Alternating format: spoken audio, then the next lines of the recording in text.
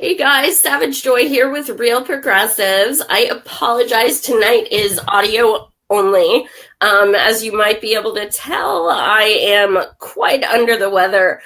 So rather than subject you guys to me blowing my schnoz and all the beauty that is me right now, I'm just gonna not do that to you guys out of love and just use the promo. So tonight I am really excited about my guest. She is running in West Virginia for House District 32. And her name is Selina Vickers. She actually was a Bernie delegate, which you guys know are my favoriteest of people running. And she's a teacher. So thank you so much for joining us, Selina, and especially on short notice. I really appreciate it. Well, I'm very happy to be here. And just a small correction, I'm not a teacher. I work for the education system, but not as a teacher. I do things like professional development for teachers. So I work very closely with them. Mm-hmm. Awesome. So do you want to kind of describe a little more about that, what you do exactly? Sure. What I do in my real life, I'm a social worker and I work for an organization, and we kind of basically divided the state of West Virginia up into 8 different districts, and I'm an adolescent health coordinator. So I do education with schools and communities around adolescent health issues. So that's my real life job. Okay, awesome. So you actually, anytime you work with, any kind of social work or anything, it definitely helps you deal with people. My husband does that as well, and he has a lot of patience. I would not last a day. Yeah, it was really cool.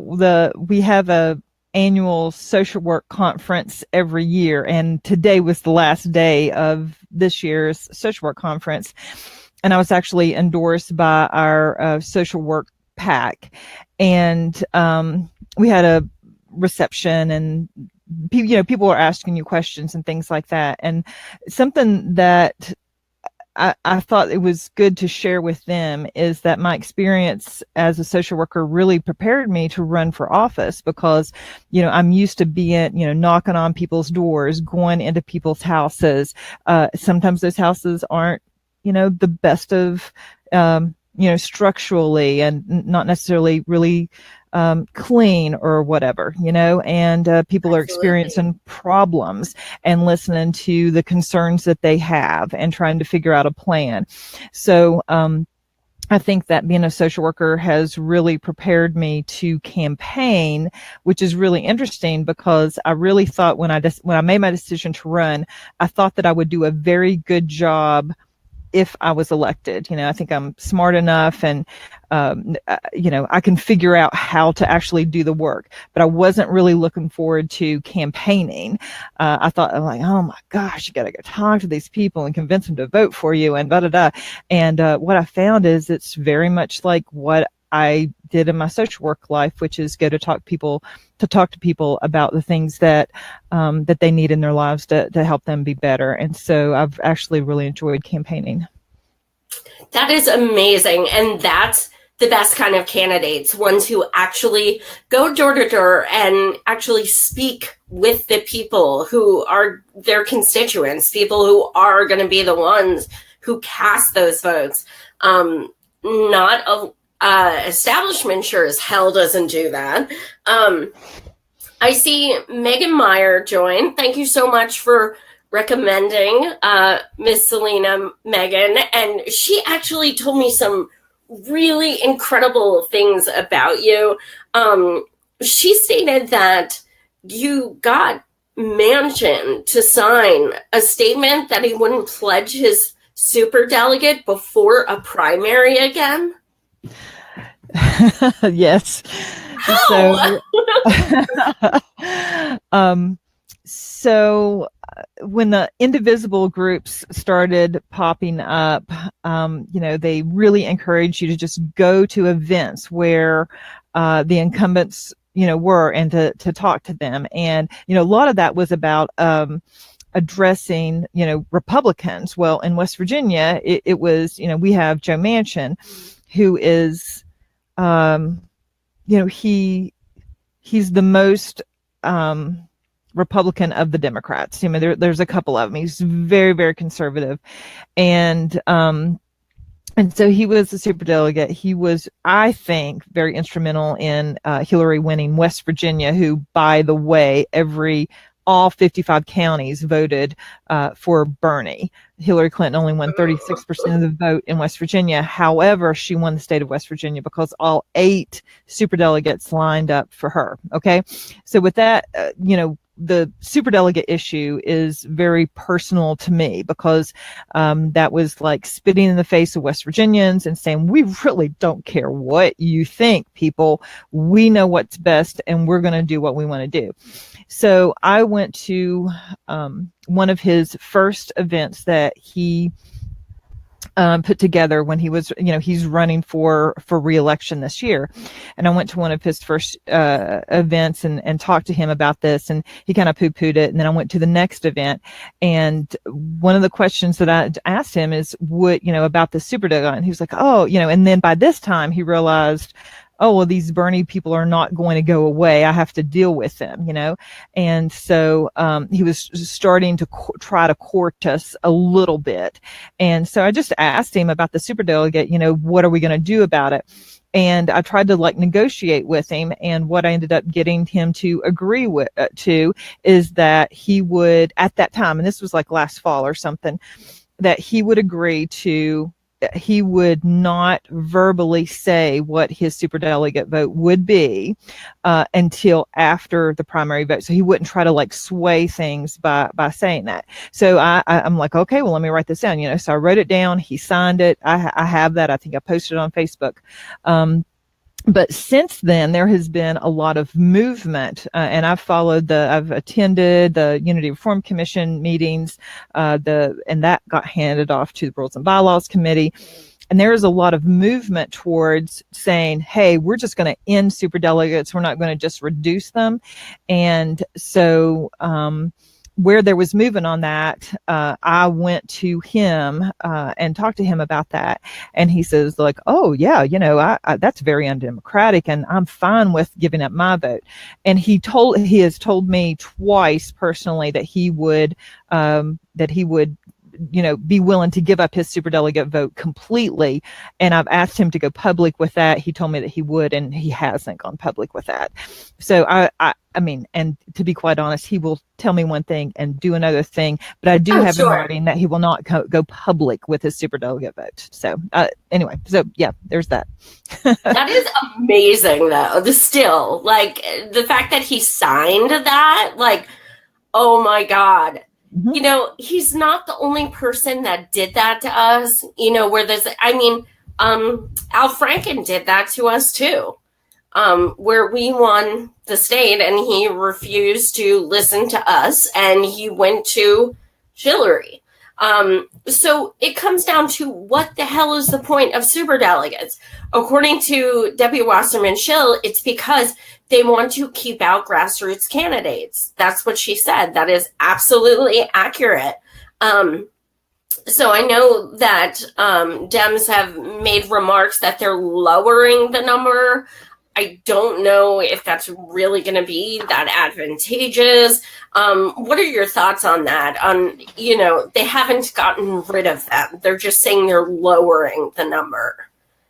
Okay, so you are asking me questions that, okay, this is so incredibly important. And I think a lot of people don't pay attention to this stuff. This is absolutely, the questions that you're asking is absolutely the right questions to ask. And they're kind of boring, and they get kind of wonky when you get into it. But the bottom line is, it is the most important thing that if you are a Democrat, that you need to be worried about.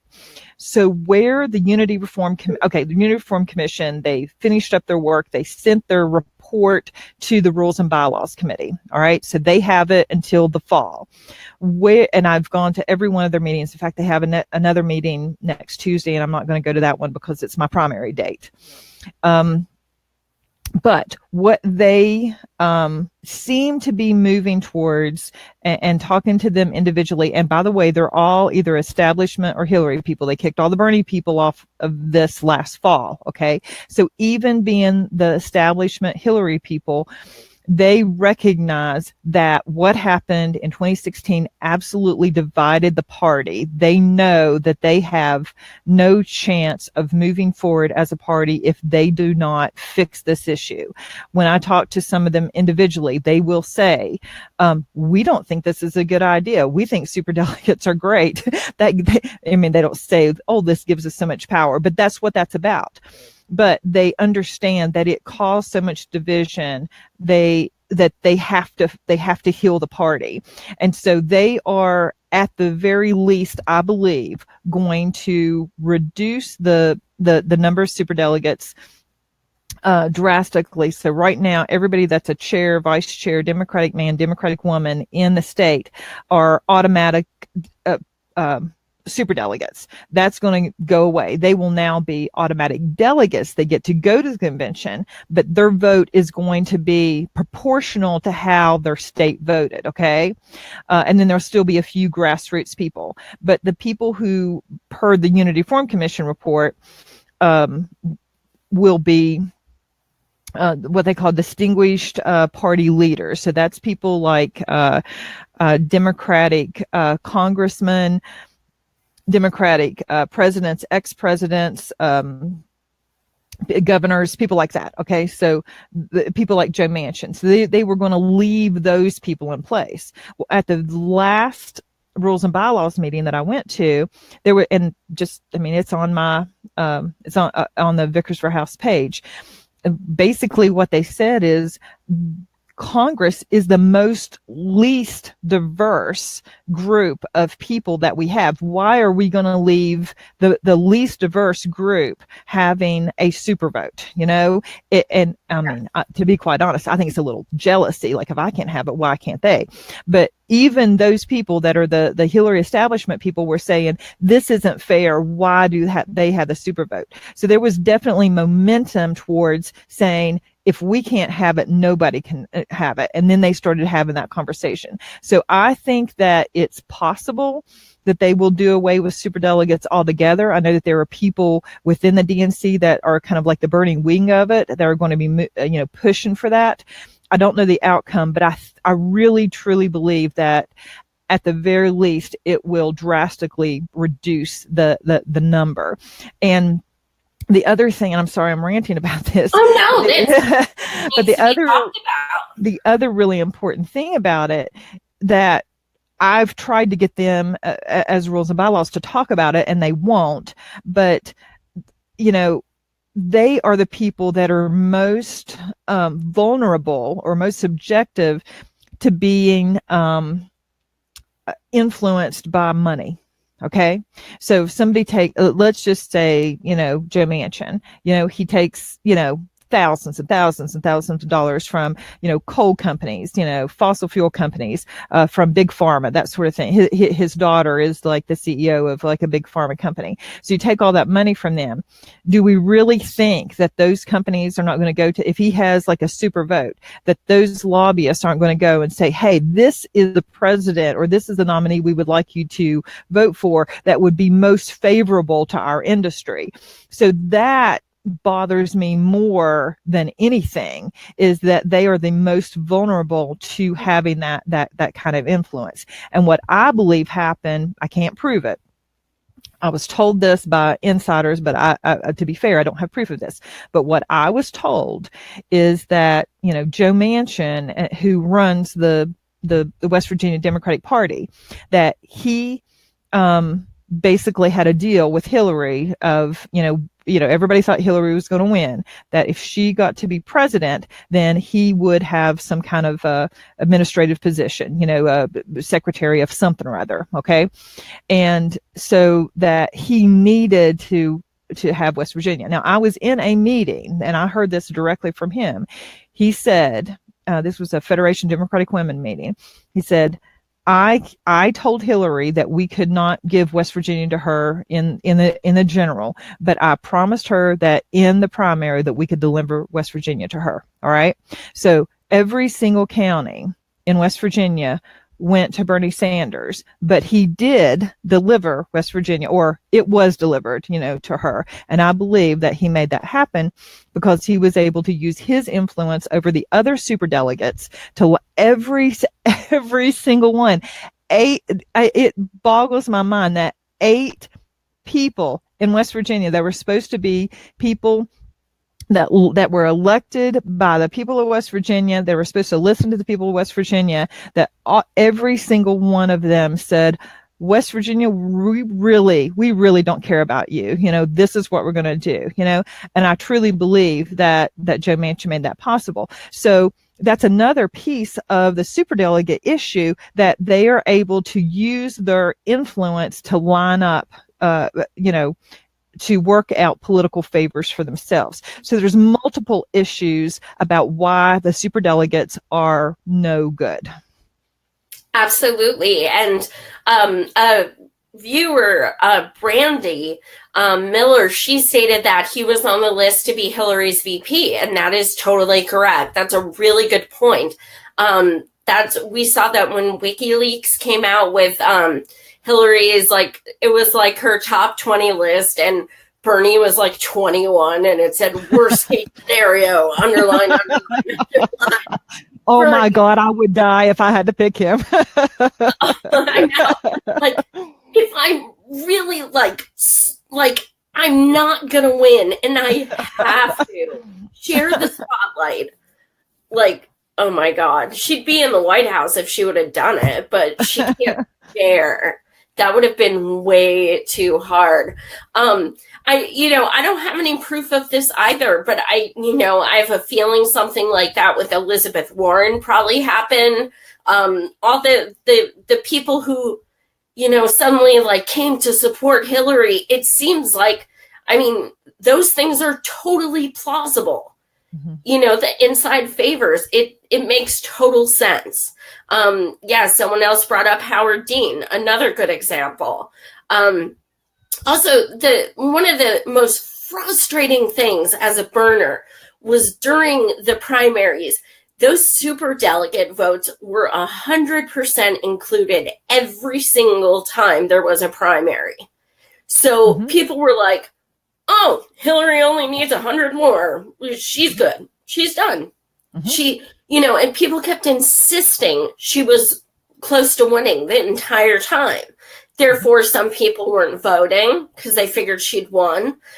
Some people, were just saying, well, she's already won, and just announcing she's already won.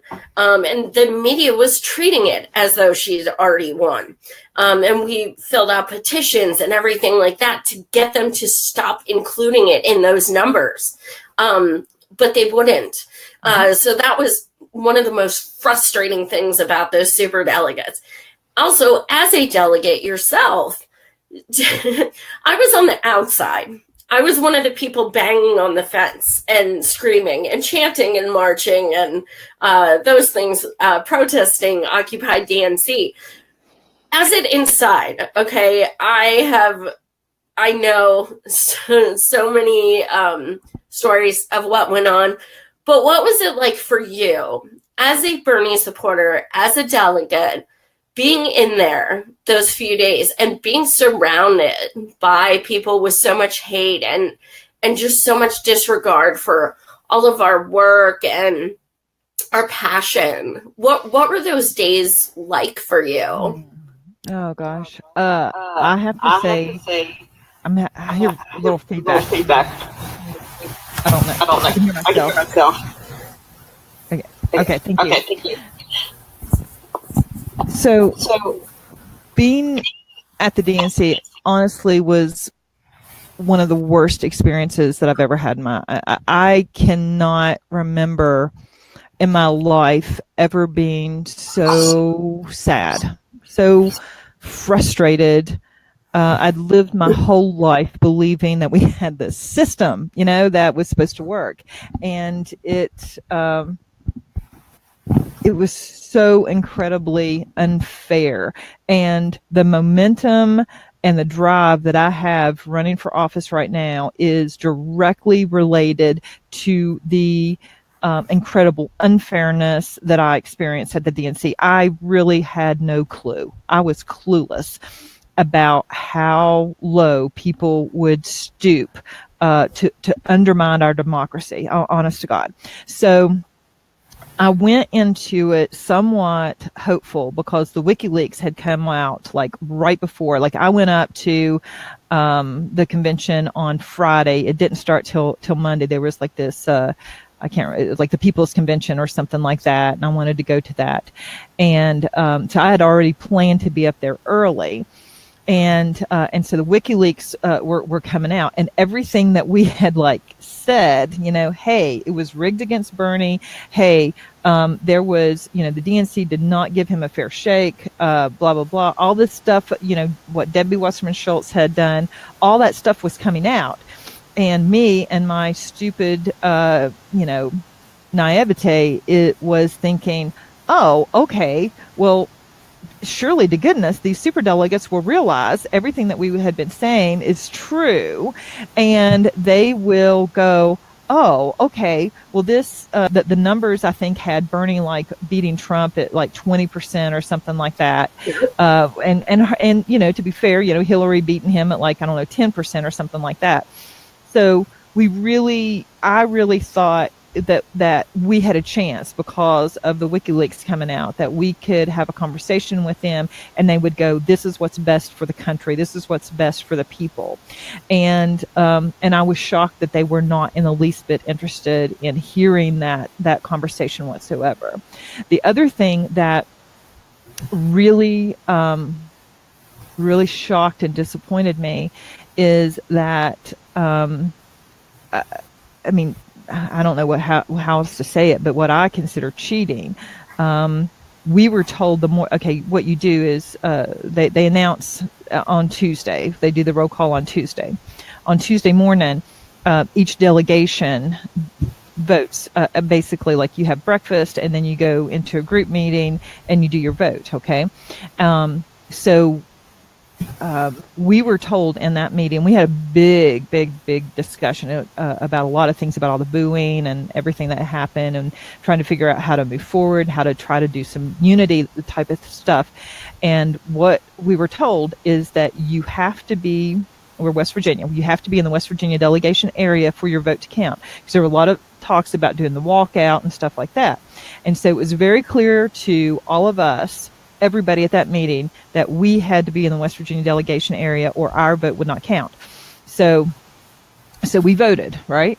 So at that point, it was, Bernie had 18 pledged delegates. He got all of those. Hillary had 11 pledged delegates, plus she had 8 superdelegates. That made 19, so it's 19-18, all right? I gave a big speech that morning about the importance of trying to get the superdelegates to change their mind.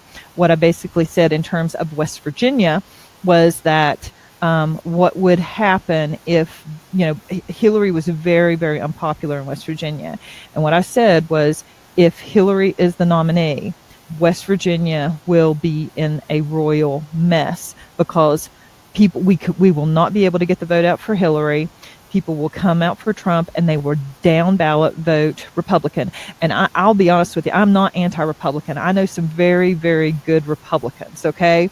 But these are like not good Republicans that are running our state right now, okay?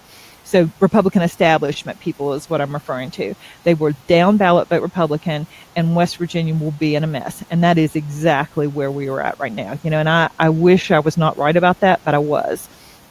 So, but anyway, that's what I said then. I could not convince any of the superdelegates to go against their plan. They were absolutely convinced that Hillary was going to win and everything would be absolutely fine. The other thing that really, really bothered me was that night is when they did the roll call, is, they go alphabetical. So they got West Virginia's at the very end, W. They got to about L, And I looked around, and two of our superdelegates weren't there. Our current Democratic governor at that time, when I say current, it was like at that time, Governor Tomlin and Senator Manchin. Those were two of the superdelegate votes, and they were not in the area. So I immediately went to our chairperson and said, they're not here, their votes don't count, per what you told us this morning. And so she fluffed me off, oh, well, that doesn't really matter. I'm like, no, you said this was really important. She completely ignored us. We called for all the parliamentarian stuff that we were supposed to call. Those big polls that have like the West Virginia and, the state listed on there, there are telephones on there. And that's what they use to call in the, when people make a motion or whatever. She refused to use the phone to call in to make any motions whatsoever. And so two superdelegates were not in the area, and their votes were counted. Now, to be fair, the governor was in the building and he came down afterwards, but Senator Manchin was not in the building. And she told me that he had an alternate, and we have, this is on video. I mean, we live streamed all of this. And superdelegates are not allowed to have an alternate. They have to currently be in the building. So she counted votes of people who were not there to give the state to Hillary. So, I mean, there's probably 100 more stories I could tell you about, but those are the most significant things, and that's what stays in my heart, and that's what drives me to work very, very hard to change the Democratic Party in West Virginia, which is basically the Joe Manchin party. We need a party. We just need somebody representing us. And the other thing is driving me to run for office myself, to work to change things within West Virginia to help people. Yeah, absolutely. I mean, books and books and books could be written of everything that went on. I was at Occupy DNC for 6 days because I went before and after just to there were like 40,000 of us just irate and heartbroken, and we all knew what that meant. We all knew that either Trump was going to win or a neoliberal, warmonger, horrible person was going to win, and nothing was going to change. The one thing you can credit Trump with is he inadvertently got people off their asses. And, you made a good point about Republicans. And Bernie started saying this too. A few months ago, he started. There are so many good Republicans.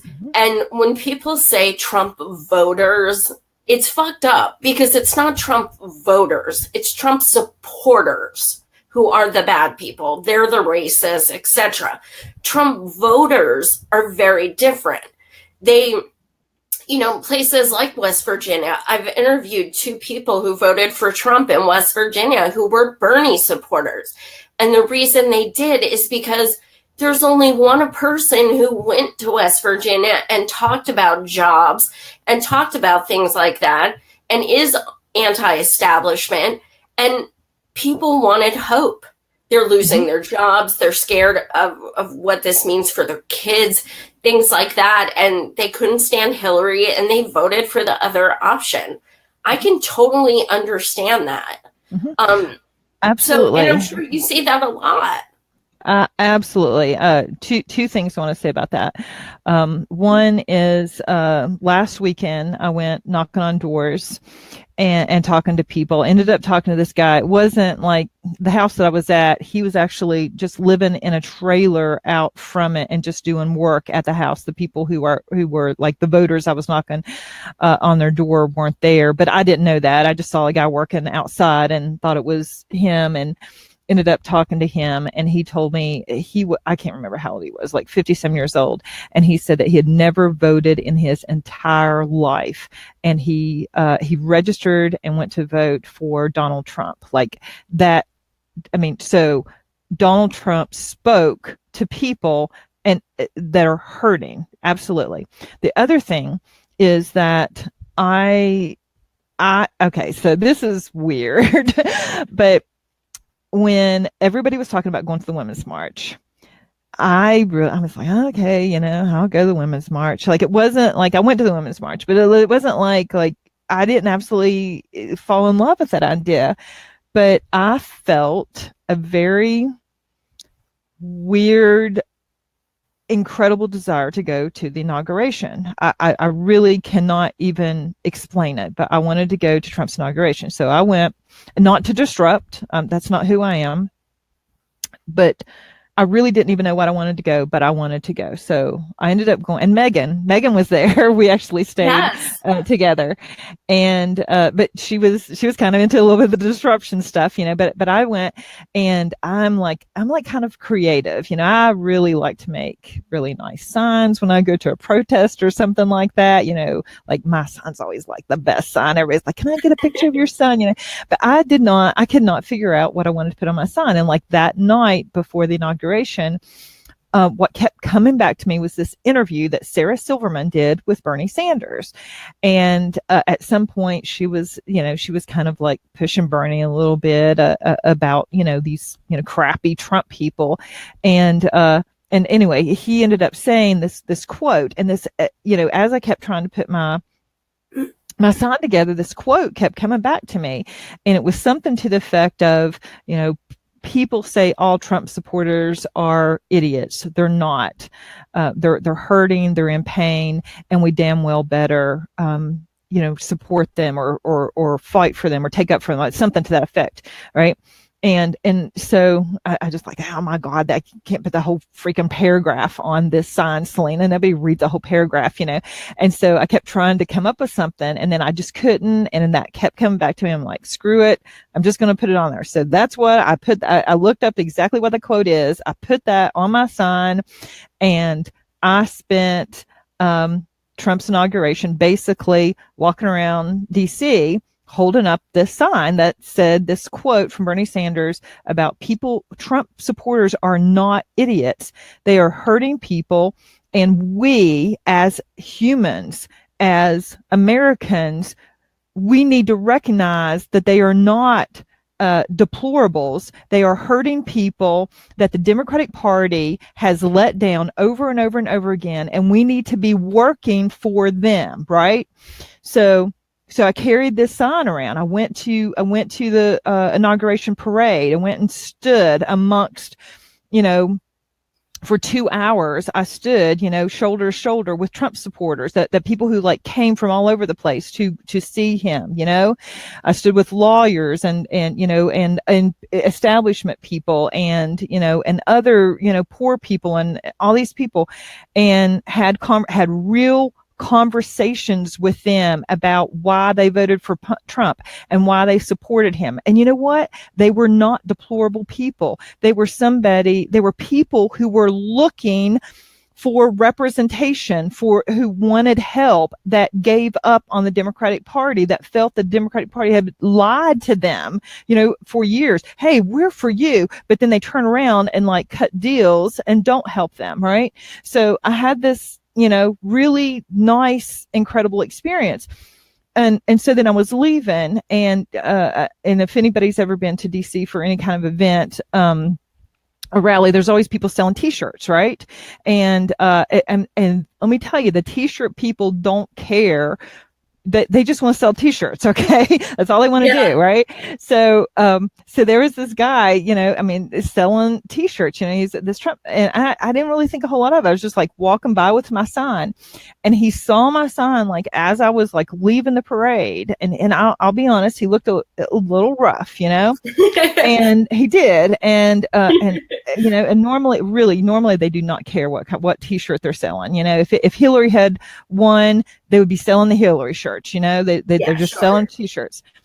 But he saw that shirt. That sign. And he said, Trump supporters are idiots, and then F you, you B, you Hillary, F, and he just he threw his T-shirt. He was like holding the T-shirt up to show people. He threw the T-shirt, down on his like little vendor thing and like charged at me.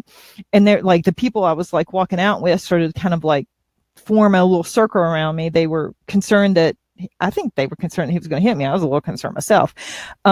And like he got in my face about like my sign, and I'm like, read the sign, like read all the way down, you know. And like he was so, but like his mind had already decided what it said, and he could, you know, he tried to read the sign, but like he couldn't get to it. And then I was getting kind of frustrated because like he thought I was something that I'm not, you know. So I ended up like turning the sign around and like reading the sign out loud to him. And we got all the way to the bottom, like, and we damn well better take care of them or whatever it is that he said. And then like everything about him, just like all this anger just went away, and he grabbed me up into this big old bear hug, you know? And, that's what, I didn't know why I went to DC. I didn't know why I went to the inauguration, but I think that's why I went, you know, like that connection that I had with him at that moment was one of the most important experiences that I've ever had. And I didn't even know that it was out there. And it was amazing. And I'm absolutely convinced that we cannot put people in baskets of anything. We're all human. Everybody that voted for Trump, I believe, it, you know, I know that there's some racists. I know there's some idiots out there. Well, hell, there's idiots on, you know, our side too. There really are. But there are people who want to have a better life and want to have representation. And that's what we have in common. And recognizing what we have in common and working forward is how we're going to get somewhere, not calling people names and divisive things that both sides do, to be quite honest. Oh my gosh, music to my ears. You have no idea. I say these things all the time, and it's very hard for people to comprehend that there are some good people who voted for Trump. And the thing is, we want them to be progressive, right? We want them to join our views. We want them. And the more understanding you are, and the more you explain to people, and you're not rude and you're not hateful, they start coming around to Medicare for all. They start coming around to, you know, environmental changes. They start opening up to these things. If somebody's calling me names and stuff like that, that doesn't make me want to open up to them and talk to them. You know, we have to actually work with people. You know, there are people like, I wrote Bernie in. I wouldn't vote for Hillary if there was a gun to my head. But how many friends do I have who voted for her? Countless. Mm-hmm. Because that's their choice. And I know they're still really, really great people. It's the same thing. Voting is a personal decision.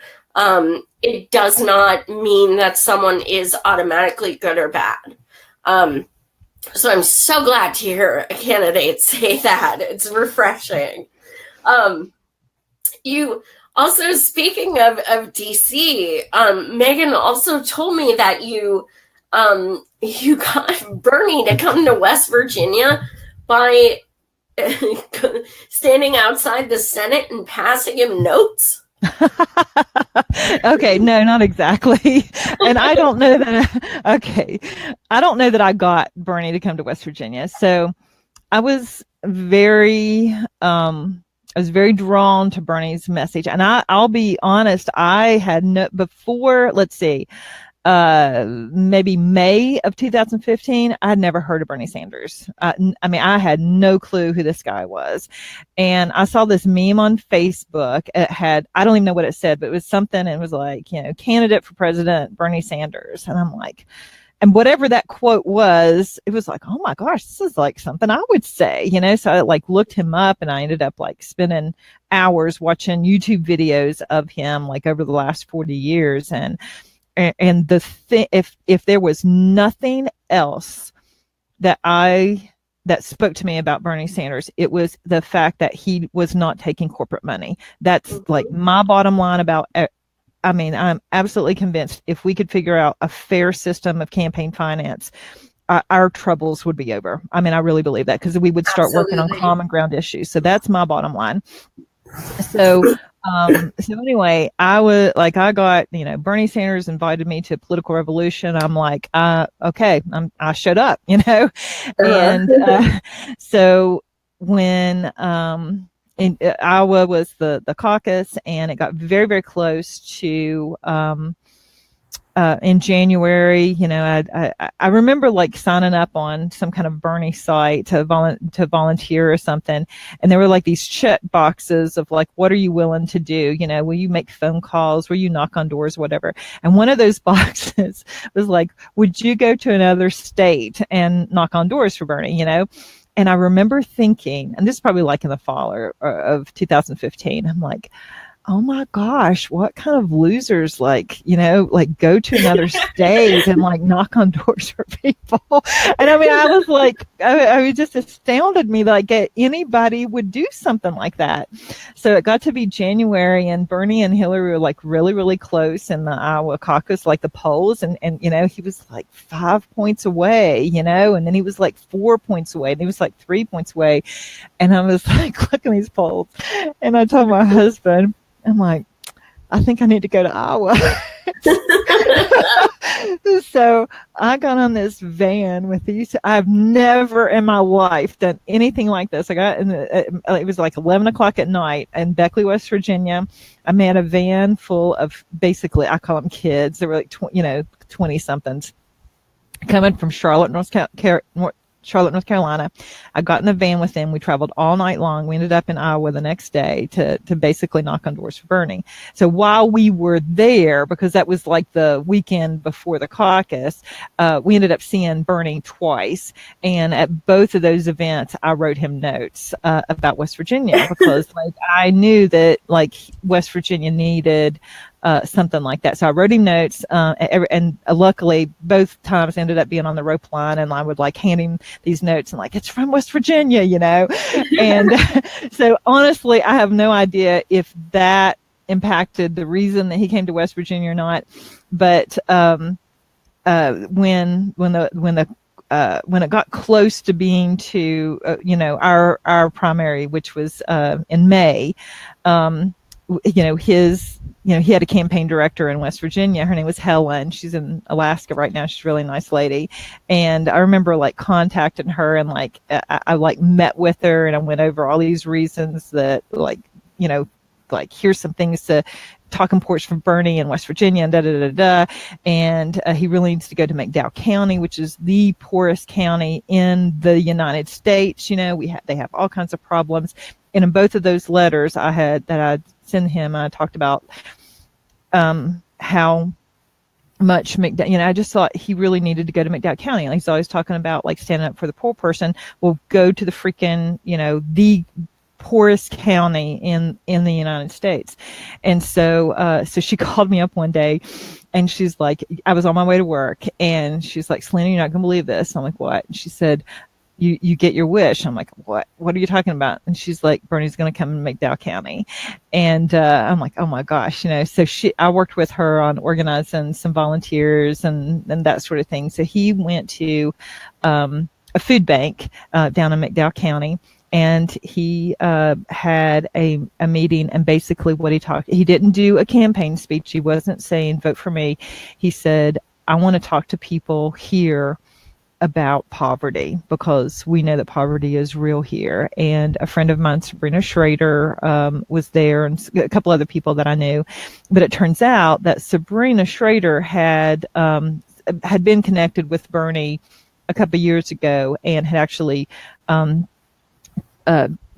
gave testimony in a congressional hearing. And so he was somewhat familiar with McDowell County. So I can't take credit for, I think maybe he would have came anyway. I don't even know if he read my letters, but anyway, but it wasn't for lack of trying. Okay. But the main thing is, whether I did it or not, he had the desire to come and talk to people about the real issues that were affecting. And so I give him a lot of credit for that, because not a lot of people do that.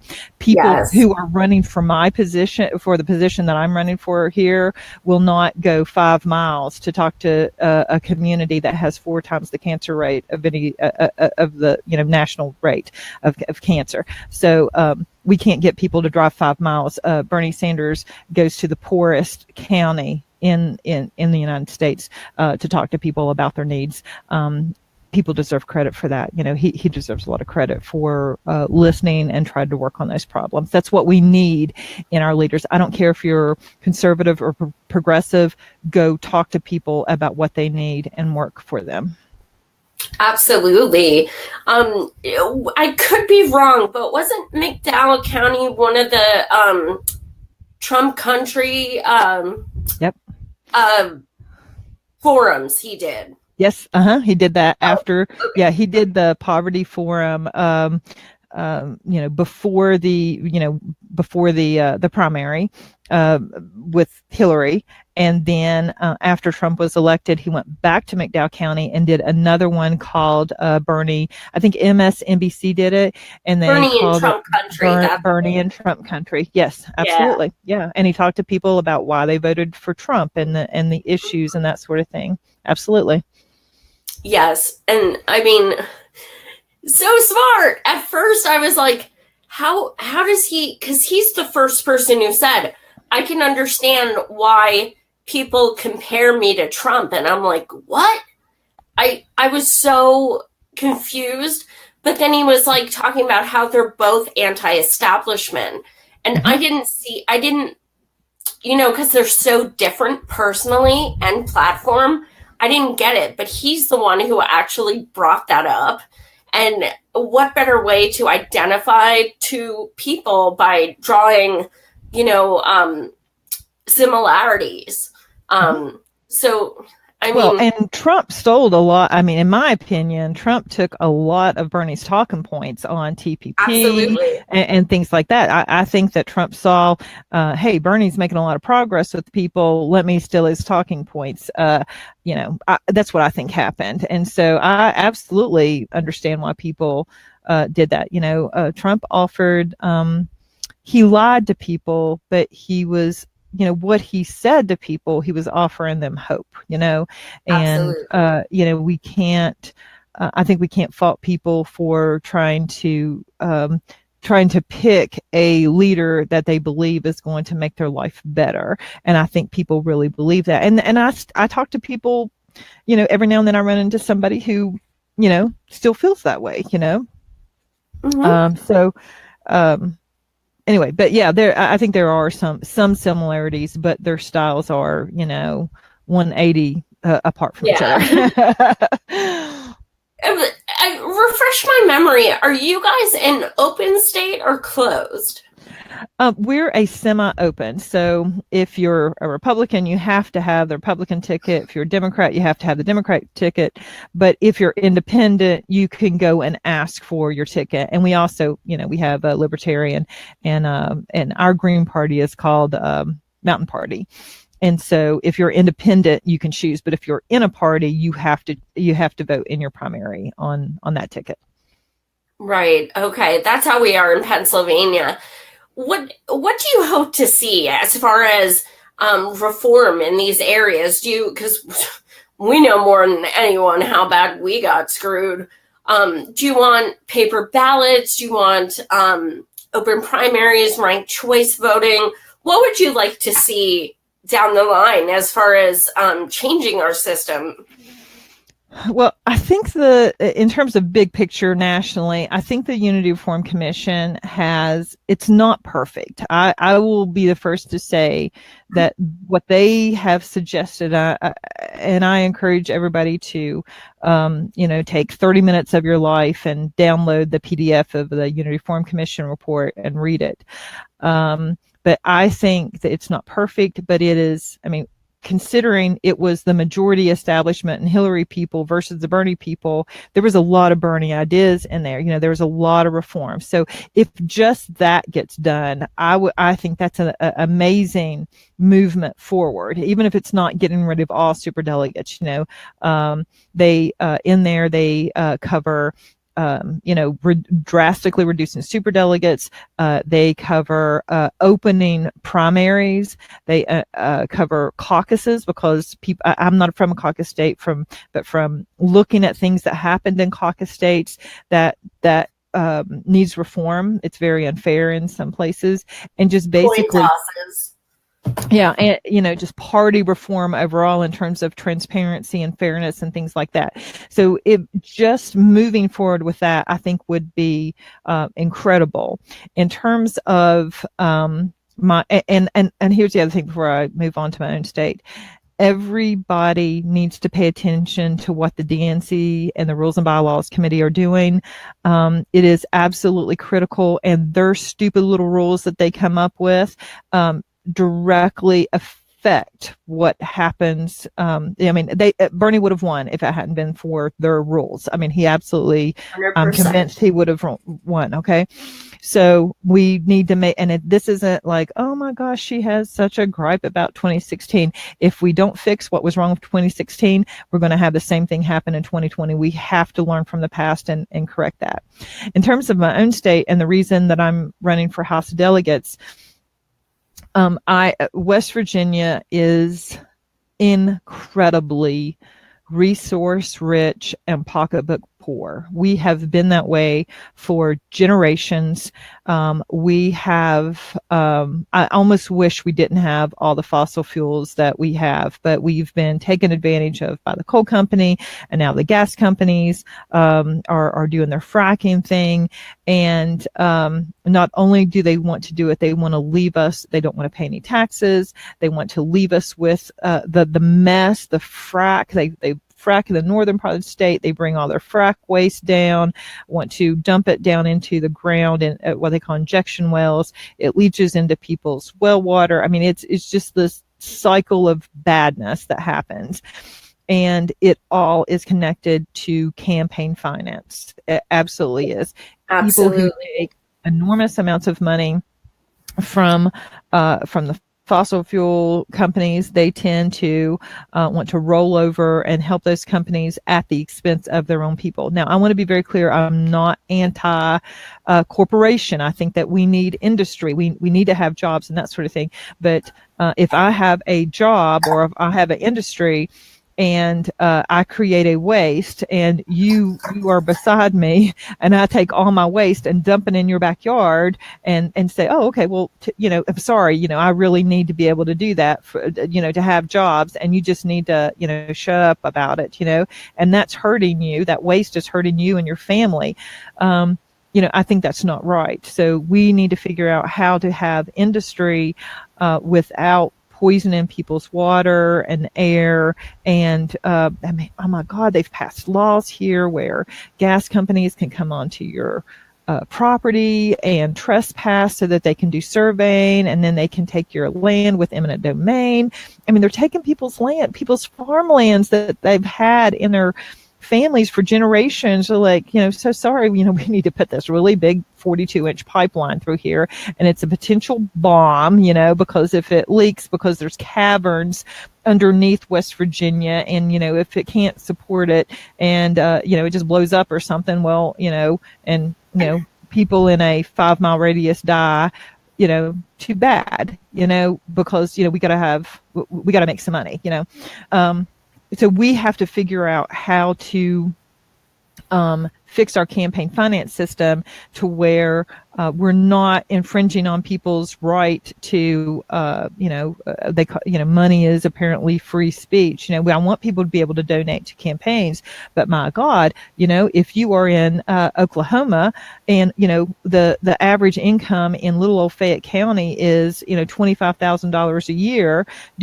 is it really free speech for a millionaire to sink, millions of dollars into our little elections here, if they wanted to? I mean, that's perfectly legal, but it makes no sense whatsoever in terms of representation. So we have to figure out how to do this in a way that people, real people in the community, have some representation and have some say in what type of industry and what type of regulation, what type of environmental impact that they want, and as well as what types of taxes that they want to have, so that we can have schools and roads and bridges and firemen and things like that. We have to we have given away our taxes so much that we get to the point where, oh my gosh, our teachers, need a raise because we're increasing their insurance so much that they can't afford it. And we're like, oh my gosh, we don't have enough money to give you guys anything. But we just gave, the fossil fuel industry, give them tax breaks and tax breaks and tax breaks, So we have to figure out some kind of balance where we can have industry without jeopardizing people's lives. Yes, and speaking of teachers' healthcare and everything, you do address healthcare on your platform, but you don't specifically say Medicare for all or universal that I found. What is your hope with healthcare? Well, personally, I'm for Medicare for all, but from a state legislator standpoint, that's like for congressmen, you know what I mean? Sure.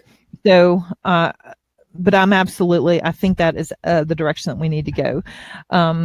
So what we know about economic development is we need two things. We need a healthy and a well-educated workforce. So if I'm elected as, state, in the House of Delegates, I want to be working on those two things, to make sure our education system is up to snuff, as well as that we have an opportunity for people to be healthy. And one of the most critical issues in West Virginia is the drug issue. In, I think it's 2016 or 2017, per capita, West Virginia had more people die from drug overdoses than any other state. I mean, not number wise, because we're a small state, but as far as percentage, per capita wise, we I think whatever the next state was, we were like 10 or 20 points ahead of them. And that is like, but we're 50 in all the other things, but we're number one in these horrible things like drug overdoses. And that is not because we're just stupid. We had enormous amount of pills that are dumped in tiny little communities. And I think personally that goes back to that campaign finance issue. So we have to do a lot around our drug problem, and we have to figure out ways for people to be healthy. So but let me tell you, whoever is in Congress that's going to support Medicare for all, I'm absolutely for that, because that is absolutely the direction we need to go.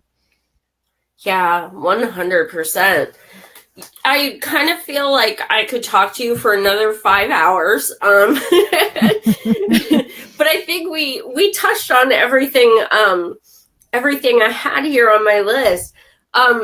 If there is one thing you want to leave with people, because I know that you guys are voting on Tuesday.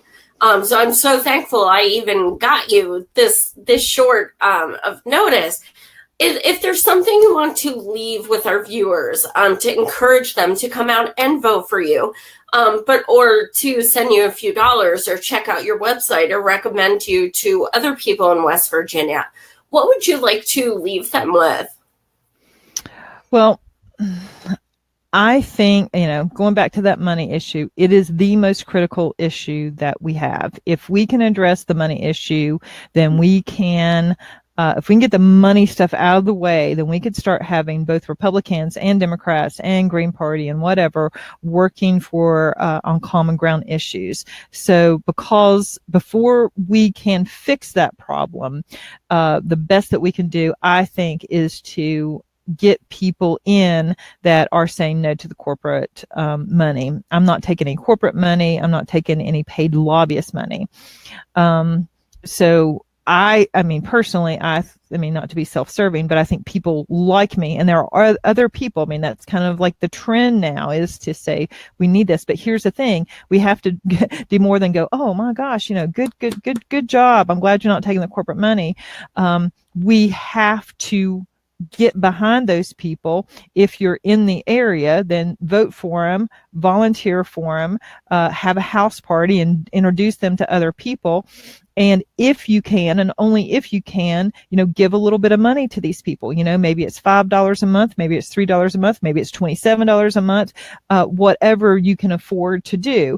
But we can't just sit by until we change Citizens United, and until we enact things on a national level that evens the playing ground in terms of the of the money. We have to figure out how to support candidates who are going to say no to that money and say yes to representing their people. So I would just encourage, whether you're in West Virginia or wherever you are, find candidates, even Republican candidates, that are willing to say no to that big money and say, here, let me give you a little bit of money, because there's more of us than there are of the evil people who are trying to control everything.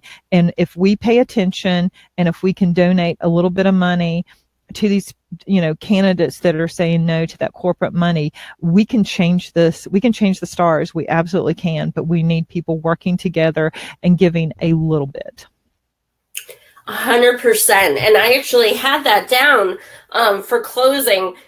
I want you guys to take note of this, even post it, share it with your friends. In May and June alone, we have 29 primaries. So you're talking less than 60 days. This is huge. We have a chance to make some real changes. So it's not about just your local areas. I promote candidates from all across the country. It doesn't need to be, we can't think small. You can phone bank for anyone. It doesn't matter what state you're in. Even just posting about a candidate, sending out texts for a candidate, anything. We have to get these people elected. There's a lot of talk of like Bernie 2020 and stuff. Hell yeah, bring it. But guess what? We're not going to get him elected unless we get the right progressives in there now. We need people in there 2018 so we can actually start pushing the progressive agenda. Right now, we can't do it. We need to get off our asses. We need to fight, and we need to support these candidates who need our support to get in and help us do those things. I also want to say tomorrow I will be seeing Bernie for the 7th time in Lancaster, Pennsylvania. He'll be there endorsing a candidate named Jess King, and that starts at 10:30 a.m. And thank you all for watching. You guys are awesome. But thank you so much for joining us, Selina. I'm actually kind of bummed I can't vote for you, because I totally would. You're like, I can feel the Bernie. I can feel it. Well, thank you so much. And I appreciate you having me on and letting me talk about the things that, I mean, it's not very often that I have an opportunity to talk to this many people about the things that I care about so much, which is people and representation and, having a system that works for people. So thank you for this opportunity. I really appreciate it. Absolutely. And again, for anyone watching, I know there's a couple people watching from West Virginia. Please get out and vote Tuesday. As I said, I would totally vote for Selina. She won me over. So, Thank you so much again for joining us, and thank you again for watching. Everybody have a great weekend.